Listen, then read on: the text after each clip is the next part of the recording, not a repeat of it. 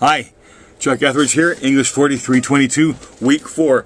Good stuff, big news. In Week 4, we're going to complete the first portfolio. That's the first fifth of the class, 20% done. Woohoo! So let me tell you how this is going to work. This week, you're going to complete the third part of your writing for an organization, which is the job description. We've already talked about that. And that's going to complete our unit about writing within your own organization.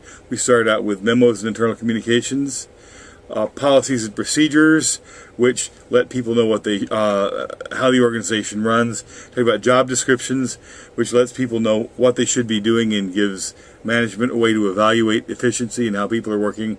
And then, so what's going to happen this next week? It's going to be a little bit different. And every week we complete a portfolio. It's going to be done this way.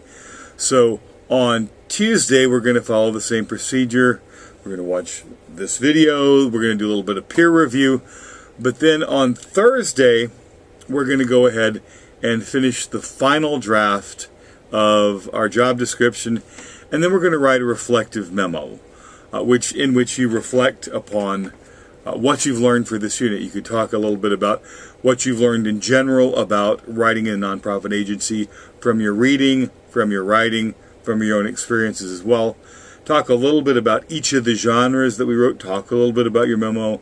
Talk a little bit about your policy and procedure. Talk a little bit about your job description, how you did things, why you did things, what challenges you faced. And then just sort of a summing up, this is where I'm at. This is how I feel like I'm doing. These are the questions that I have. And that combined with your three internal writing documents is going to be your first portfolio. Then we're going to move into writing for the media. Now, we talked about writing internally to writing for the public. Now, the way a nonprofit organization manages its media presence is extremely important. It's how we as nonprofits look to the outside world. What we're going to do is the tried and true public service announcement genre, which you'll hear on radios or often see on TV. And it's a short 30-second spot about some aspect of the organization. Often events are good things, or this is what we do, these are our services, or call us. We're going to look at and hear some examples of that as well. These are interesting because they're designed to be read aloud, and they can only be 30 seconds long. That sounds maybe easy, but getting everything you need to do in 30 seconds is hard. And when I read and evaluate these, I'm actually going to be reading these out loud. Then we're going to do the press release, which nonprofits do to let people know this is our service, this is our organization, this is the program that we're having, and interacting with newspaper, television, and radio news is a big part of working in a nonprofit agency.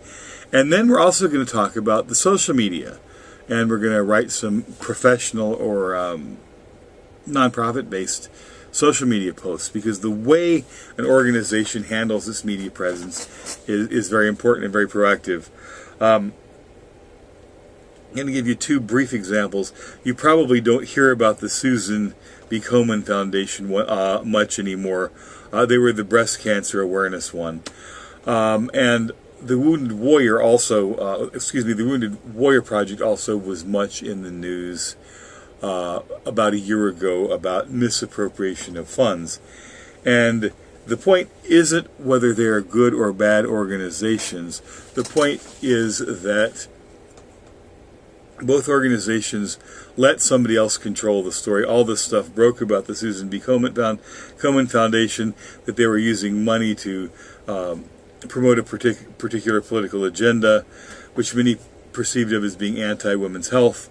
The story about the Wounded Warrior Project was that their executives were paying themselves huge bonuses of $500,000 and more, and that less than 20% of the money that was given to support the Wounded Warrior Project actually went to Wounded Warriors. Whether those allegations are true is a somewhat different matter. In the case of the Wounded Warrior Project, it was, but the point is, in both cases, the story went on for a week or weeks without either organization countering. Now, Susan B. Komen finally issued a bunch of denials. Well, it's not true. And then they lost a lot of donors. The Wounded Warrior Project eventually said, you know what, you're right. Essentially, we're firing all top management. We're going to redo the organization, how we work things. Now I think that the Wounded Warrior Project has recovered a lot of credibility as well. But the point being is that the way our organization is perceived of by the public through the media is extremely important, and we have to learn to be proactive and, for the lack of a better term, control the narrative, control the story, good and bad. Basically that's our next unit, which is how our nonprofit agencies interact with the public through the media, and it'll be interesting. It'll be different kinds of writing than we've done.